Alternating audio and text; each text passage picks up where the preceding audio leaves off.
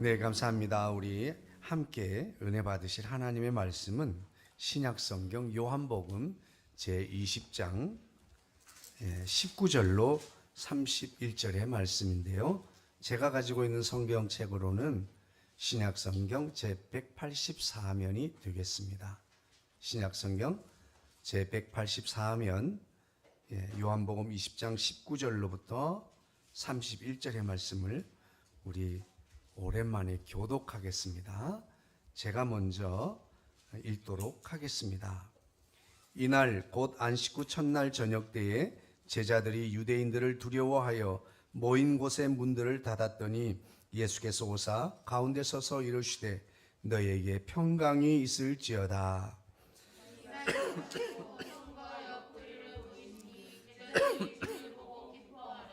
예수께서 또 이르시되 너희에게 평강이 있을지어다. 아버지께서 나를 보내신 것 같이 나도 너희를 보내노라.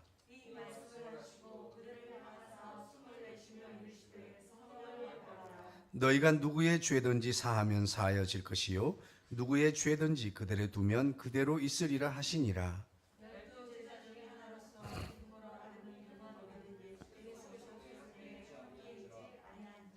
다른 제자들이 그에게 이르되 우리가 주를 보았노라 하니 도마가 이르되 내가 그의 손에 못자국을 보며 내 손가락을 그 못자국에 넣으며 내 손을 그 옆구리에 넣어 보지 않고는 믿지 아니하겠노라 하니라.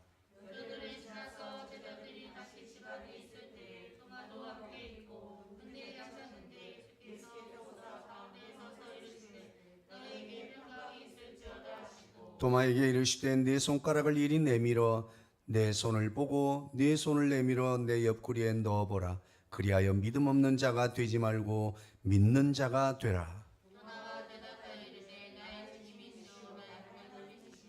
예수께서 이르시되 너는 나를 본고로 믿느냐? 보지 못하고 믿는 자들은 복되도다 하시니라.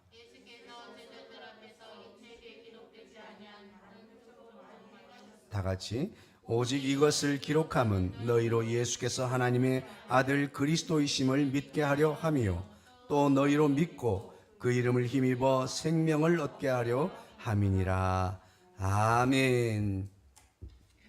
네, 이어서 할렐루야 찬양대에 찬양이 있으면 좋겠다 생각을 하면서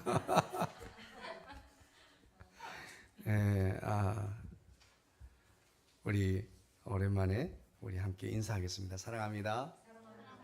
더 행복하세요. 네, 그 일은 잘 될 것입니다. 네.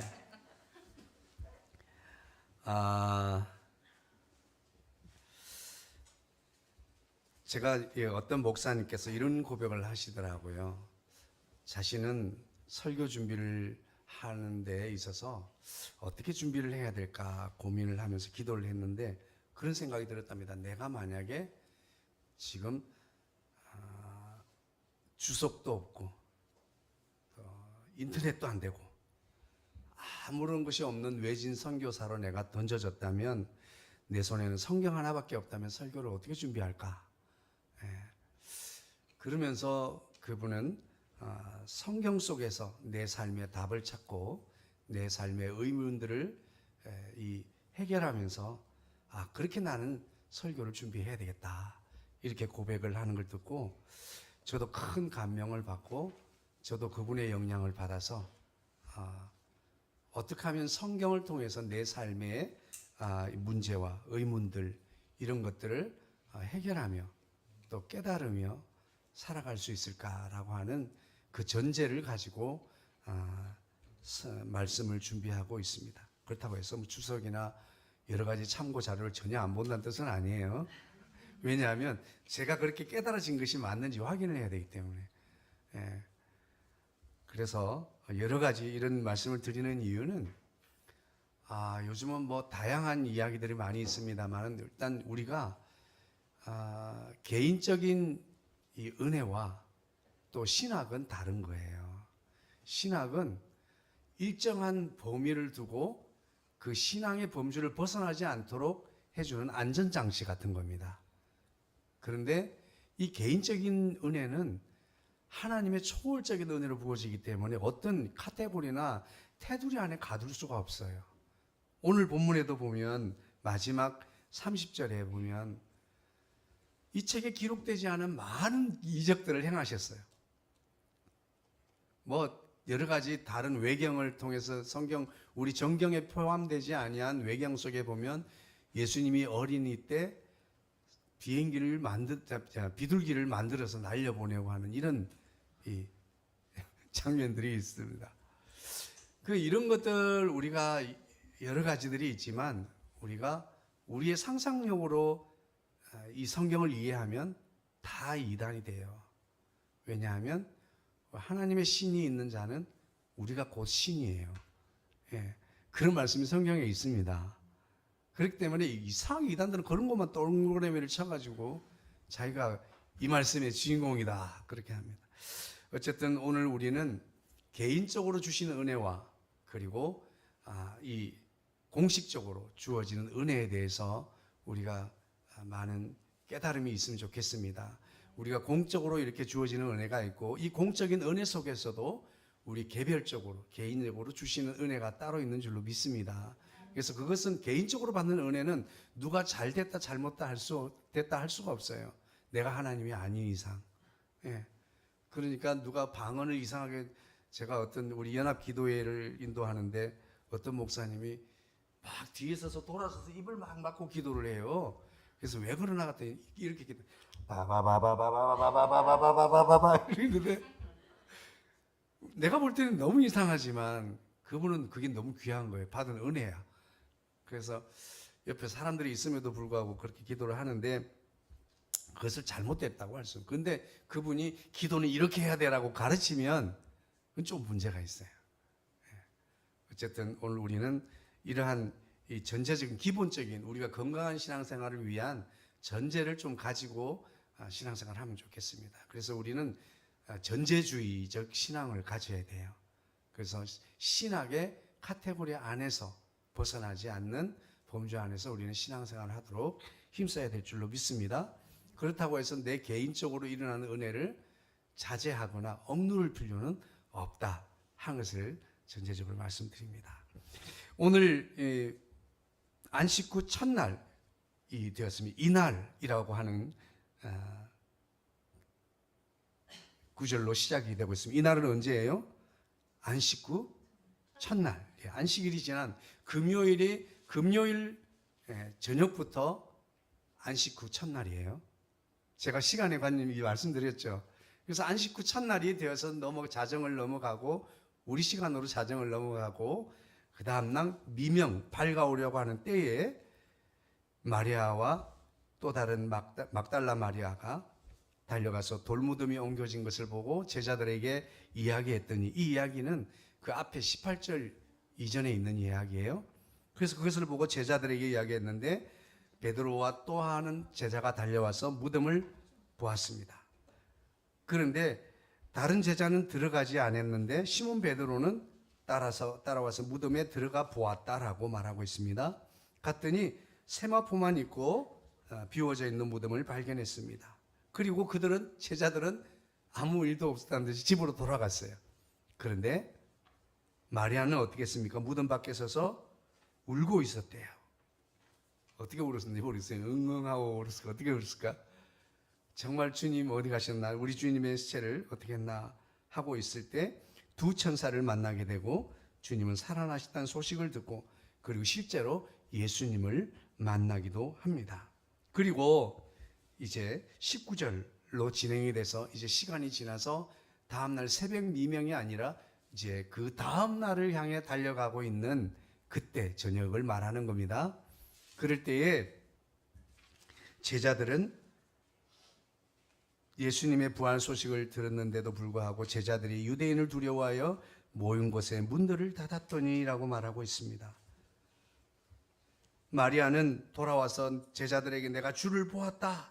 그리고 또 주님께서 자기에게 이렇게 말씀하셨다라고 말씀을 다 전했어요. 그리고 그러기도 하고 또 시몬 베드로와 또 다른 제자도 보았어요. 또 누가 만났을까요? 엠마오로 내려가던 두 제자도 만났어요. 이미 지금 만난 사람 몇 명이에요? 11명의 제자 가운데 몇 명, 무려 5명 정도가 만났어요. 그러면 절반 이상이 만났잖아요.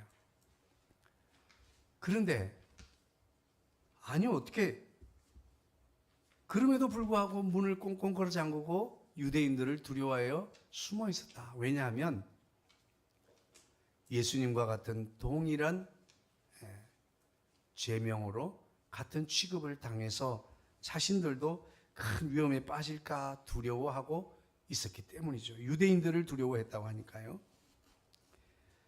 그런데 문을 굳게 닫았다. 여기는 닫았다고 표현하고 있지만 원어적인 의미로는 봉했다.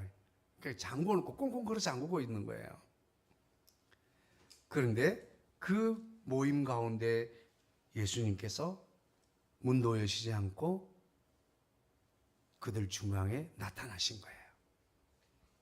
할렐루야. 그렇습니다. 예수님은 시공간을 초월하시는 하나님이심을 제자들에게 보여주셨습니다. 할렐루야. 아직도 우리는 예수님을 하나님이라 부르는데 굉장히 불편함이 있는 분들이 있어요. 그렇죠? 헷갈리잖아요. 여러분 성자 하나님 따라오세요. 성자 하나님, 성령 하나님, 성부 하나님. 그들은 하나예요. 같음이에요. 그런데 성부 하나님과 성자 하나님은 같지 않아요. 성자 하나님과 성령 하나님이 같은 분이 아니에요. 서로 제각각 다른 인격을 가지고 사역을 하심에도 불구하고 같은, 어떻게 표현해야 될까요? 삼각형을 그린다 하면 성부, 성자, 성령이 있다면 안에 같음이라고 하는 동그라미 속에 서로 이렇게 하나로 연결되어 있어요. 그런데 제각각으로는 아님. 이해가 되세요? 이걸 도표로 보여드려야 되는데 제가 도표를 나중에 그리면 보여드릴 수 있어요. 우리가 이것은 우리는 이해할 수는 없습니다. 삼위일체 하나님에 대해서 우리는 믿음으로 수용하고 받아들이고 믿는 것이에요. 우리는 하나님의 수준에 도달한 사람들이 아니기 때문에 하나님의 전부를 알 수는 없습니다. 하나님께서 우리에게 말씀해 준 곳까지만 아는 거예요. 예. 그래서 이 예수님이 하나님이신 것을 보여줘요. 왜냐하면 하나님만이 하실 수 있는 일을 하시는 거예요. 죽은 자를 살리는 일, 생명을 관한 것, 그리고 오늘 시간과 공간을 초월하시는 것, 이건 하나님만 하실 수 있는 일이에요. 신만 하실 수 있는 일입니다. 귀신을 쫓아내고 하는 일은 악한 영을 가진 사람들도 합니다. 그러나 죽은 자를 살리는 일, 그리고 이 시간과 공간을 초월하시는 건 더더군다나 하나님 외에는 하실 수 없습니다. 그 가운데 오셔서 먼저 제자들에게 평강이 있을지어다라고 하는 말씀으로 축복해 주셨습니다. 비록 그들은 닫힌 문에 꽁꽁 걸어 잠그고 있었습니다. 그 닫힌 문은 상징적으로 우리의 마음의 문일 수도 있고 우리의 실제적인 방문일 수도 있고 그리고 우리의 영적인 믿음의 문도 꽁꽁 걸어 잠그고 있었을 줄 모릅니다. 그럼에도 불구하고 예수님은 일방적으로 그 문을 뜯거나 그 문을 박차고 들어간 것이 아니에요. 그저 어느 순간에 내 속에 들어와 계시는 주님을 우리는 발견할 수 있게 되는 줄로 믿습니다. 그래서 그들을 위해서 평강이 있으라 이렇게 말씀했습니다. 평강은 에이레네라고 하는 단어로 평화, 복지, 번영, 건강, 만족, 안녕을 의미합니다. 한마디로 잘 되기 바란다. 굿, 안녕. 우리가 안녕이란 말이 정말 좋은 말이에요. 안녕하세요. 밤새 안녕하셨어요? 잘 지내셨어요? 네, 좋은 일이 있고 잘 되기를 바라고 한마디로 하여튼 이것은 한 단어로 표현할 수 없어요. 안녕이란 말이 에이레네에 매우 가까운 평강. 평강이라고 그러면 우리는 그냥 평화로 이렇게 생각하기 쉬운데 평강은 한마디로 말하면 잘 되는 것, 잘 되도록 축복해 주신 줄로 믿습니다. 한마디로 제자들에게 축복해 주셨어요. 오늘 우리가 할 수만 있다면 돈 안 드니까 축복하시길 주님 축복합니다. 자녀들에게도 축복하시고 이웃에게도 축복하고 서로를 축복하게 되기를 소망합니다. 주님은 언제나 그렇게 말씀하셨어요. 축복해라. 그러나 그 축복받을 준비가 안 돼 있으면 그 복은 누구에게요? 예, 그렇습니다. 반사 이익을 우리는 보게 됩니다. 그런데 주님이 오셔서 제자들에게 이 말씀을 하신 후에 손과 옆구리를 보여주십니다. 첫 번째는 평강으로 축복하셨고, 두 번째로는 십자가에서 생긴 그 손의 못자국과 옆구리의 창자국을 보여주셨습니다. 근데 놀라운 일은 제자들이 이를 보고 기뻐했어요. 이 사람들이 약간 정신적으로 문제가 있는 사람들인가? 예수님의 상처, 흉터를 보고 기뻐했다. 우리가 섬기던, 우리와 함께 하시던, 그리고 우리가 따랐던, 그리고 우리 때문에 십자가에 못 박혔던, 그리고 거기서 죽으셨던 그분이 확실했기 때문이에요. 만약에 예수님께서 또 다른 상처와 옆구리의 상처, 손의 목구멍 없이 완벽한 또 다른 형체로 나타났다고 하면 아마 귀신이라고 했을 거예요. 그런데 그들은 그 예수님을 확인하고 너무너무 기뻐한 것입니다. 여러분, 평강과 기쁨의 근거는 십자가로부터 시작되는 겁니다. 오늘 저와 여러분은 이 십자가를 통하지 않고는 평강과 우리는 기쁨을 누릴 수 없어요. 우리가 사순절 기간 동안 그 힘든데 40일 동안을 그렇게 달려왔던 것은 무엇이에요? 기쁨을 누리기 위해서입니다. 우리는 십자가를 통해서 평강을 누리고 십자가를 통해서 기쁨을 누리게 되는 줄로 믿습니다. 오늘 저와 여러분에게도 이러한 내 삶의 십자가를 통해서 평강과 기쁨을 누리고 누군가에게 평강이 되어지고 기쁨이 되어지기를 주의 이름으로 축복합니다. 그리고 예수님께서 21절에 또 예수님께서 말씀하십니다. 부활하신 후 처음으로 교회 공동체를 찾아오신 예수님께서 그들에게 사명을 주셨습니다. 그리고 자신처럼 그 사명을 가지고 어딘가로 가야 한다고 말씀하고 있습니다. 교회는 누가 세우셨어요? 예, 주님이 세우셨습니다. 우리의 필요, 우리 사람, 이 땅의 사람들의 필요에 의해서 세워진 기관이 아니에요. 누가 필요해서 세운 기관이에요? 하나님께서 필요해서. 내가 이 반석 위에 누구의 교회를? 내 교회를 세우겠다고 해서 그 세우신 분이 누구예요? 예수님이세요. 할렐루야.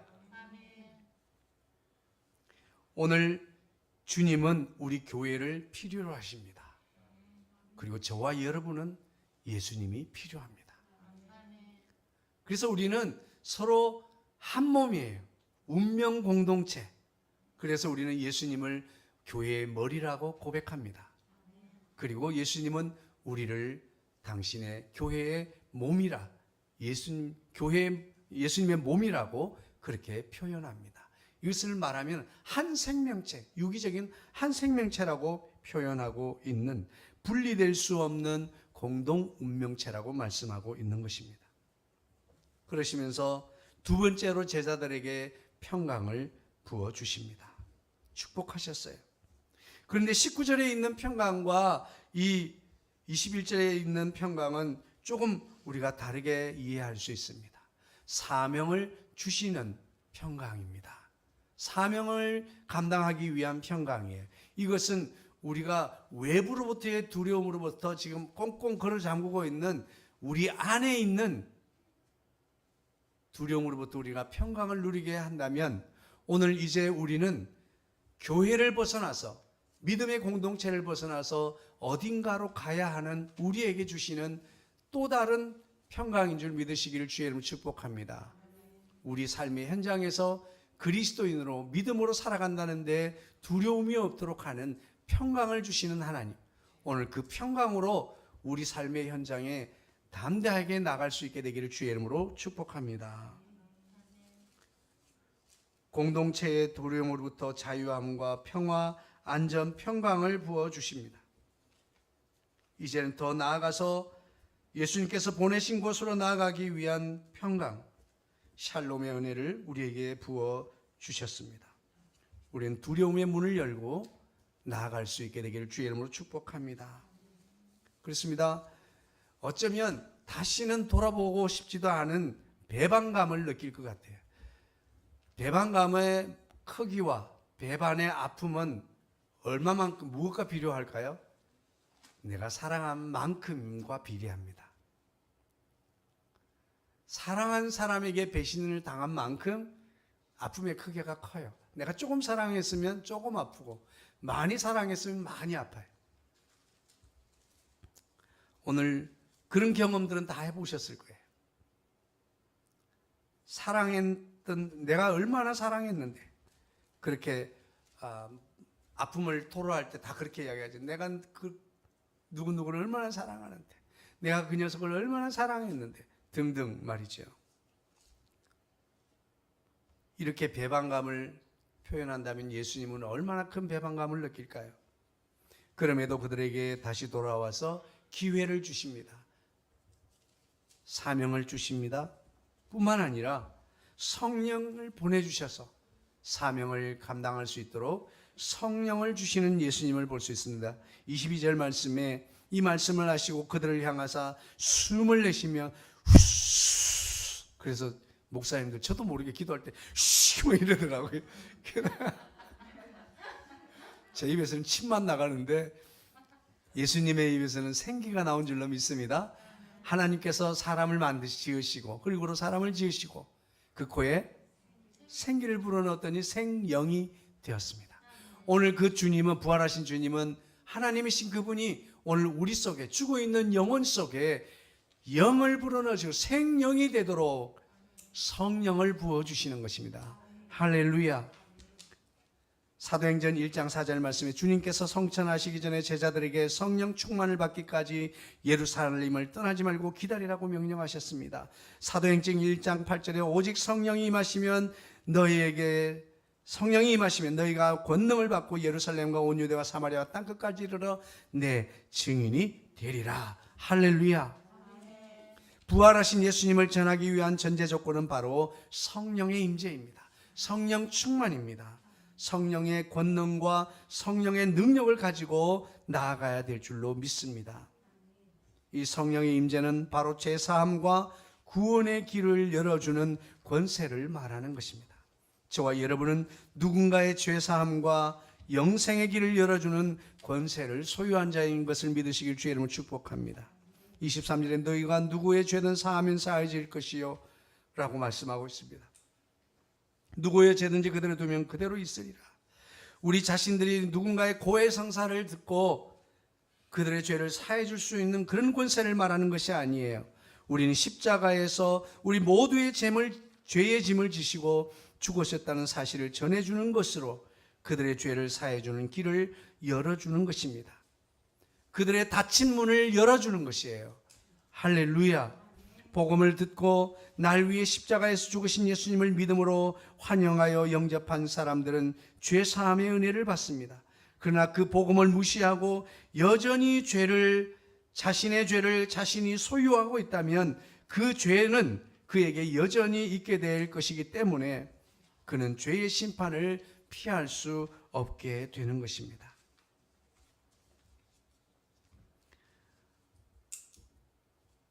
주님은 주님의 일을 위하여 주님의 교회를 세워주셨습니다. 교회는 지상에 유형교회가 있습니다. 이 땅에 우리의 잘 지어진 교회, 이렇게 작은 교회도 유형교회인 줄로 믿습니다.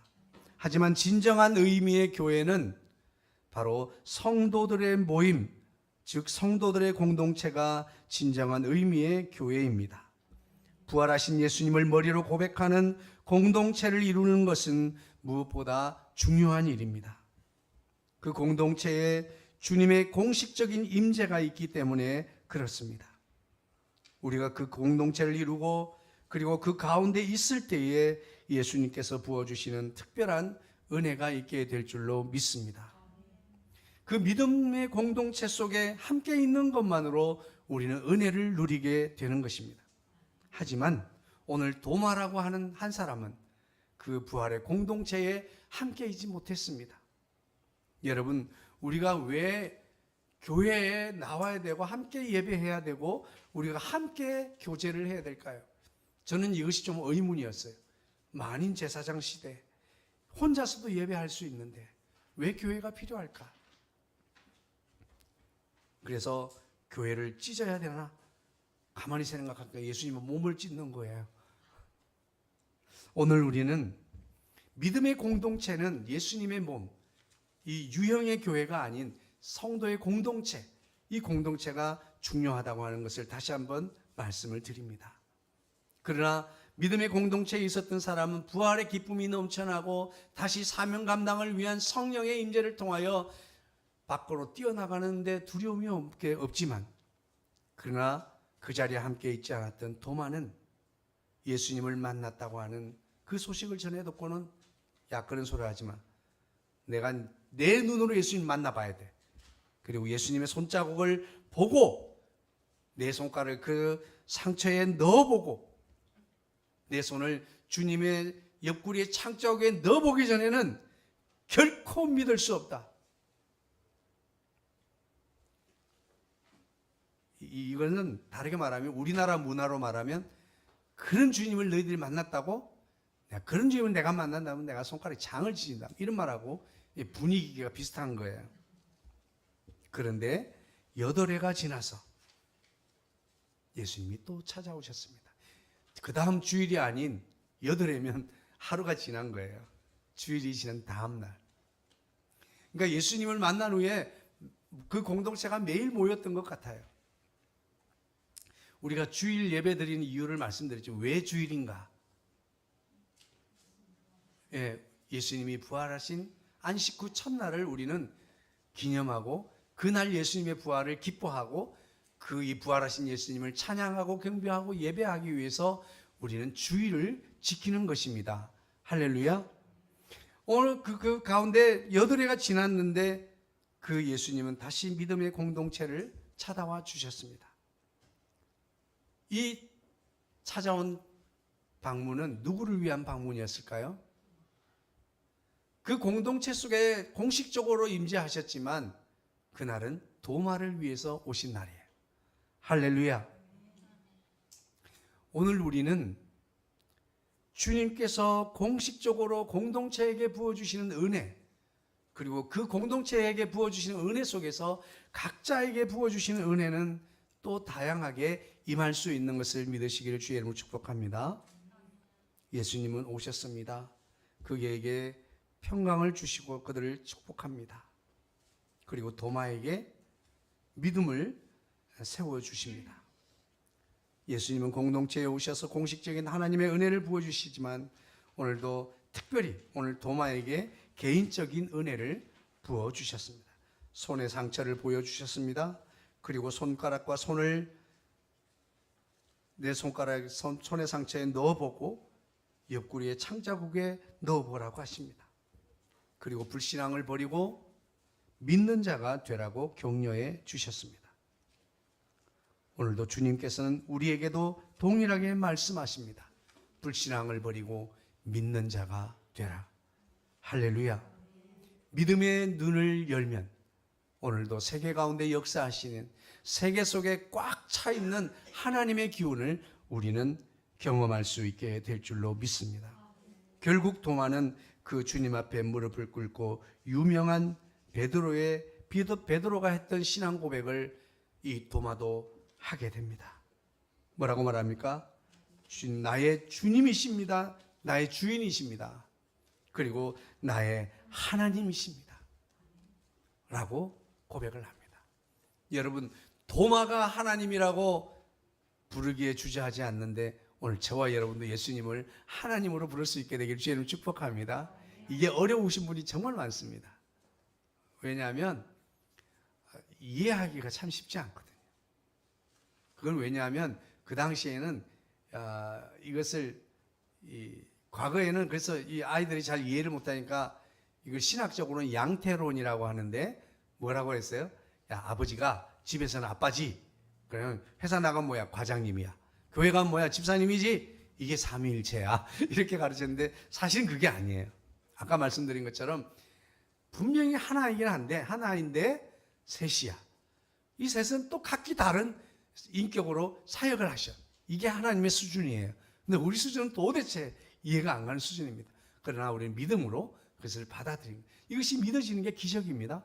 이것이 하나님의 역사고 성령님의 역사입니다.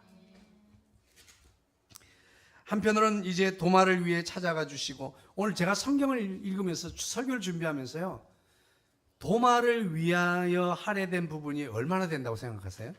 성경 한번 잠깐 보세요. 그냥 19절로부터 31절 중에 도마를 위한 성경이 얼마나 되겠어요? 26절부터 무려 몇 절까지? 제가 이것을 정리해 보니 거의 절반 정도 되는 것 같아요. 한 절반 정도를 도마를 위해서 할애하고 있습니다. 오늘 주님은 우리 각 사람에게 특별한 애정을 가지고 있습니다. 각 사람을 통해서 하나님이 그 한 사람 그냥 실망하고 버려두는 것이 아니라 주님은 각 사람에게 관심을 가지고 각 사람에게 특별한 은혜를 부어 주시는 줄로 믿습니다. 우리는 가끔씩 대중 속의 나로 주님 앞에 나설 때가 많습니다. 군종 속에 있는 나, 과연 주님이 나 같은 사람을 관심이나 두실까? 나를 보시기는 하는 걸까? 나의 찬송과 나의 기도, 나의 모든 이 헌신을 받으시기는 하는 걸까? 아시기는 하는 걸까? 라고 하는 생각을 하게 되는데 주님은 그렇지 않습니다. 군중 속에서도 우리 각자에게 부어주시는 은혜가 있는 줄로 믿습니다. 제가 하나님의 은혜에 소스라치게 놀란 은혜 중에 하나, 이런 간증을 잘 안 하는데, 제가 하나님의 손가락이 나타나서 제 뱃속에, 뱃속이 아니고 이 몸의 배에다 글을 써주셨어요. I lay your lay라고 하는 말이에요. 그래서 이거를 막 찾아봤어요. 그랬더니 나는 너를 레이저로 방사한다, 이런 뜻이에요, 직역을 하면. 근데 이걸 조금 내가 의역을 내봤어요. 이 말을 처음에는 내가 너를 방사한다.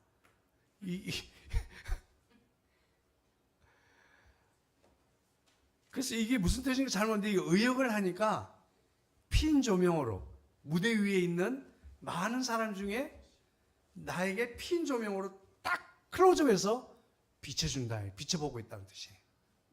여러분, 저만 그런 것이 아니라, 그래서 제가 그때 머리카락이 삐죽삐죽 서는 것 같았어요.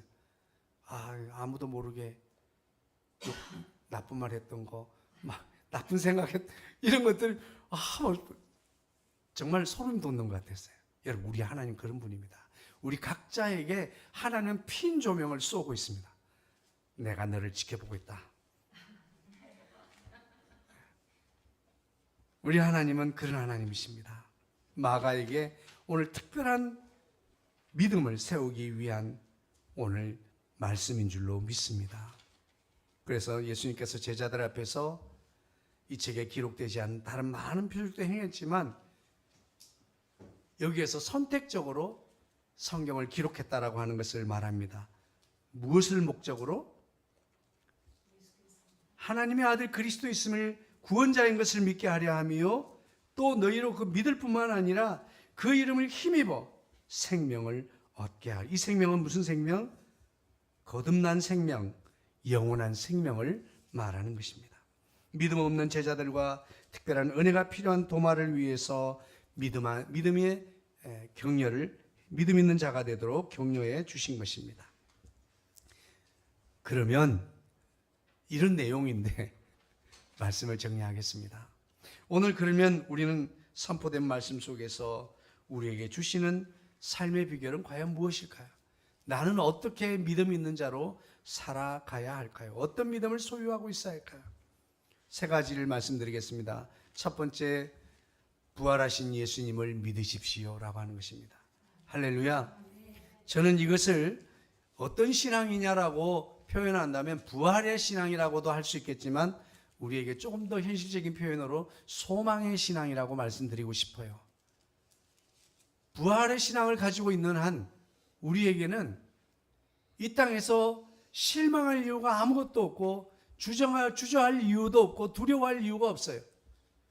우리는 실패해도 소망이 있고, 우리가 누군가에서 정말 좌절되는 자정을 느껴도 우리는 소망이 있는 줄로 믿습니다. 바로 우리 속에 부활하신 예수님이 계시기 때문이에요. 죽은 자도 살리시고 죽음에서도 살아나시는 분이신데 우리에게 실패라고 하는 것은 없습니다. 다만 성공을 위한 경험만 있을 뿐이에요. 소망의 신앙을 가지시길 주의 이름으로 축복합니다.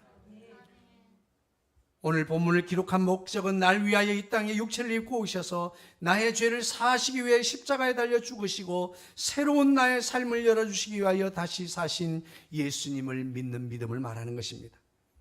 무엇보다 지금 우리는 부활하신 예수님을 믿어야 합니다. 예수님께서 죽으셨지만 다시 살아나셨습니다. 우리는 죽어도 다시 사는 부활의 소망을 품게 되기를 주의 이름으로 축복합니다. 우리는 이 소망의 신앙으로 어떤 상황, 현실과 상황 앞에 굴복하는 자가 아니라 소망신앙으로 일어나는 자가 되기를 주의 이름으로 축복합니다. 두 번째입니다. 우리는 예수님을 힘입어야 될 줄로 믿습니다. 그 이름을 힘입어 너희로 믿고 하늘의 아들 그리스도이심을 믿게 하려 하면 믿고, 뿐만 아니라 그 이름을 힘입으라고 말씀하고 있습니다. 이것을 다른 말로 하면 우리는 성령의 권능을 힘입어야 될 줄로 믿습니다. 부활하신 예수님은 우리에게 살아가는 동안 어딘가로 가야 할 곳이 있다고 그곳으로 우리를 보낸다고 말씀하셨습니다. 동시에 성령을 받으라고 말씀하셨어요. 예수님께서 승천하시면서 이 땅에서 살아가야 하는 성도들에게 너희를 고아와 같이 과부와 같이 버려두지 아니하겠다. 성령님이 함께 하셔서 성령으로 이 땅에 임하셔서 땅 끝까지 우리와 함께 하시겠다고 말씀하고 있습니다. 우리는 성령의 능력을 힘입어야 합니다. 덧입어야 될 줄로 믿습니다.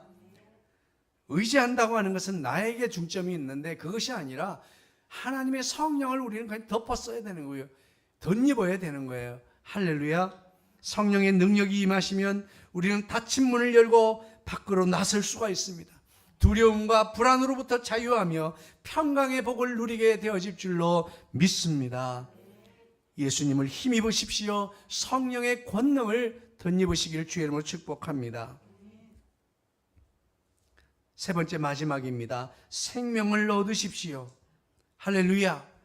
우리는 자신의 이 땅에서의 삶의 생명도 중요합니다. 건강도 중요합니다. 우리는 우리 자신을 사랑해야 될 줄로 믿습니다. 세상에 그 무엇보다 자신의 영과 육의 건강을 지켜야 합니다. 믿음의 궁극적인 목표인 영생의 복을 누려야 될 줄로 믿습니다. 더 나아가서 하나님의 소원이요 예수님의 소원인 죽어가는 생명, 자신의 죄를 여전히 자신이 소유한 채로 살아가는 우리의 사랑하는 이웃에게 다가가야 합니다. 그리고 그들에게 내가 만난 부활하신 예수님을 소개해서 내가 생명을, 거듭난 생명, 영원한 생명을 얻은 것처럼 나처럼 그들도 예수님을 알게 되고 예수님을 믿게 되고 예수님을 만나게 되어서 그 이름을 힘입어 생명을 얻도록 그들의 구원의 길을 열어주어야 될 줄로 믿습니다. 죄사함의 길을 열어주어야 합니다. 영생의 길을 열어주어야 될 줄로 믿습니다. 이것이 오늘 이 성경을 기록한 목적이라고 말씀하고 있습니다. 여러분, 40일 동안 목적이 이끄는 삶이라고 하는 캠페인도 있습니다. 우리도 할 거예요. 또 죽이려고 그러시면 네, 성탄절쯤 돼서 한번 하겠습니다.